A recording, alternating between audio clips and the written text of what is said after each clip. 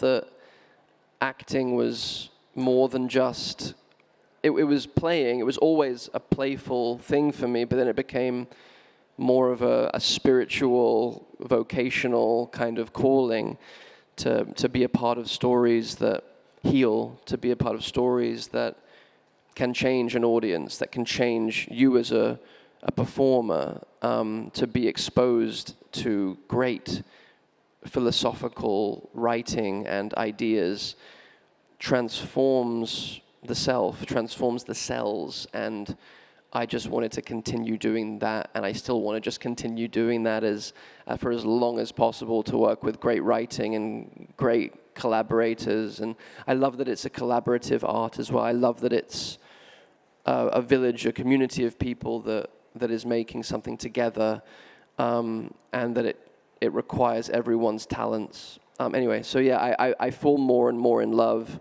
with it, and sometimes out of love with it, and then back in love with it, and I think it's a journey for sure. You are just hot off the heels of the Marrakesh Film Festival as well, and you were a jury member there as well. Yes.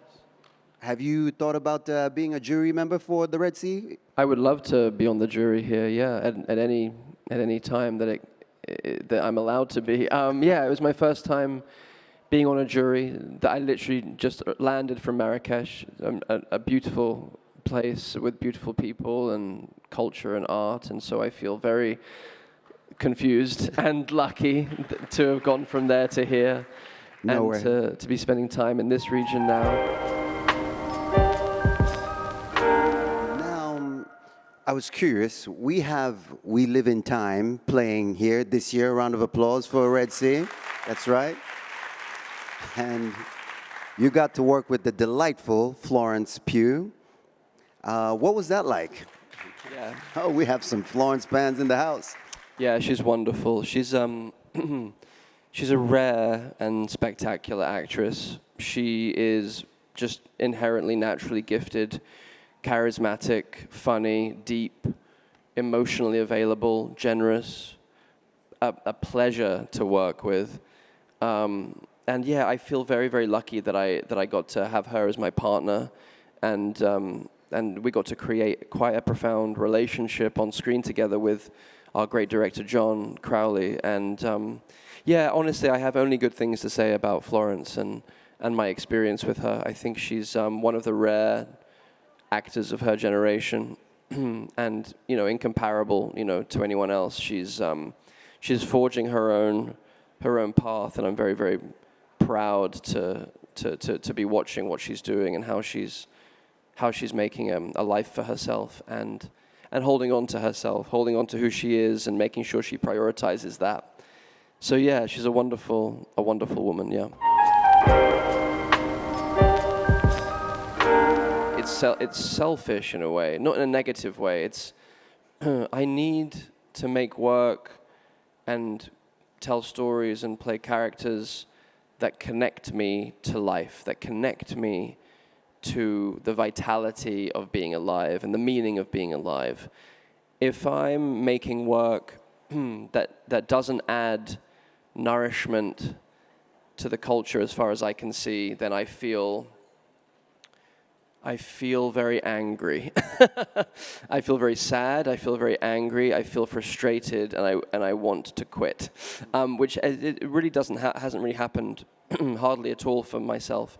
I always make choices that I feel are led by the heart, but how my heart connects to the heart of the world and the heart of the audience. I'm really, really concerned with connection. That's what I long for, and service to something greater ultimately. And yes, even with something, well, maybe especially with something like Spider-Man, because, when I was first offered that role, I suddenly was filled with energy, because suddenly I felt like, every single young boy and girl in the world was going to be looking at that film. And I thought, how beautiful, what a beautiful responsibility, which obviously the character is all about, responsibility. but to bring something to young people that is not just entertaining, although entertainment is vital in a film like that. It also has to have a soul and messaging and reminders and a kind of inspiration for young people to live into their own destinies, to live into their own callings, to live into their own passions, their own loves, their own awareness of, if I help you, I help myself. If I hurt you, I hurt myself. We are all interconnected. Being a hero is a little bit misleading to me. I feel like that can create egotism and selfishness and a kind of, and I think we're especially seeing it, politically around the world right now. The people that we're electing are mostly self-serving people. I think it's pretty evident.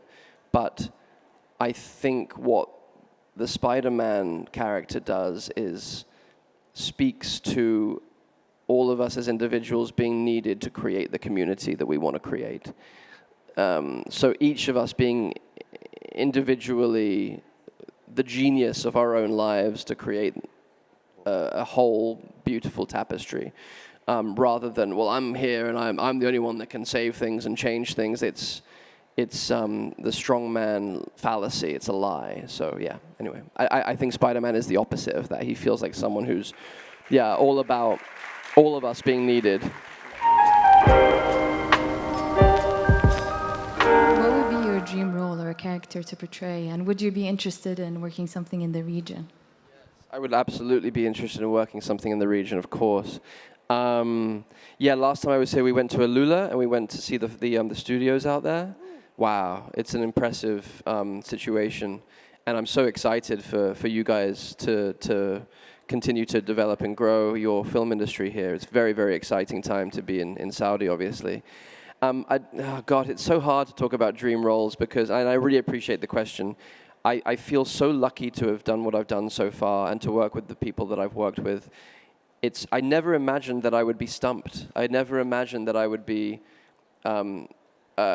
somewhat satisfied with the work I've done, and there's still dissatisfaction. There's still plays I want to make, but I can't talk about it because if it doesn't happen, then I've said it and it doesn't happen. So I don't want to jinx it. I would like to work with Luca Guadagnino again and again and again. I would like to work with Scorsese again and again and again. I would like to work with Fincher again and again and again. Then there are other filmmakers that I haven't worked with that I'd love to work with. Jane Campion, Paul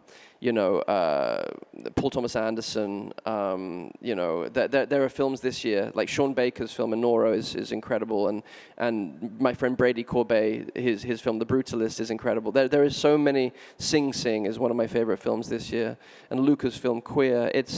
I feel, it's a wonderful, exciting time. So it's more, and also I think I'm at the age now where I want to turn my attention towards younger talent, younger directors, younger writers, younger actors, to be able to give the mentorship that I've received from certain people like Scorsese, Robert Redford, Mike Nichols, Philip Seymour Hoffman, Heath Ledger, like Terry Gilliam, just incredible people that have nurtured me and encouraged me. I want to be that for younger people. So that feels like maybe more of a next project for me, to focus more on, encouraging and nurturing younger talent. Someone really close to me passed away with cancer, and I saw We Live in Time a couple of weeks back in Pakistan. My question to you is, how do you get into the skin of that character, or when someone very close and intimate to you is passing through those times? Is it just the script readings over and over again, or is it something apart from that as well? Thank you. Thank you. I'm sorry for your loss as well. If we are lucky, we live long enough to lose everyone we love. If we're lucky. It's so strange. It's such a strange setup that's a sign of a life well lived, is if we lose a lot of people that we don't want to lose. Such a strange thing. And I think making this film felt like a gift to inhabit this character who is going through, dealing with the potential loss of someone, and the courage that it takes to walk into a deep, loving relationship with knowing that at some point it's going to end, either through a breakup or a death or otherwise. And that's for all of us. And I think it's a universal experience. And I think what the film does so simply is express that experience. And so for me, getting into the character felt very natural. I felt like I was there in my personal life anyway. So I felt like the script was honestly just a kind of, it felt like the inside of my soul anyway. So I felt like I was collaborating with the script writer, with Nick, and with the director, and with our actors, and in a way that a sculptor who's just been through a terrible loss might go into his sculpting studio and carve something in the shape of his own soul at that particular moment. That's what I felt like I was lucky enough to be able to do with these amazing other artists. Yes, the script was amazing, and working with the script was a big part of it. And then I work with my dreams. I work with my unconscious. I work with my own memories. I work with my own imagination. I work with the connection that I have with Florence. There's so much to feed off of, and it's all erotic. It's all emotionally and physical, and it's all about connection and sincere connection for me, and making everything personal as possible. It has to.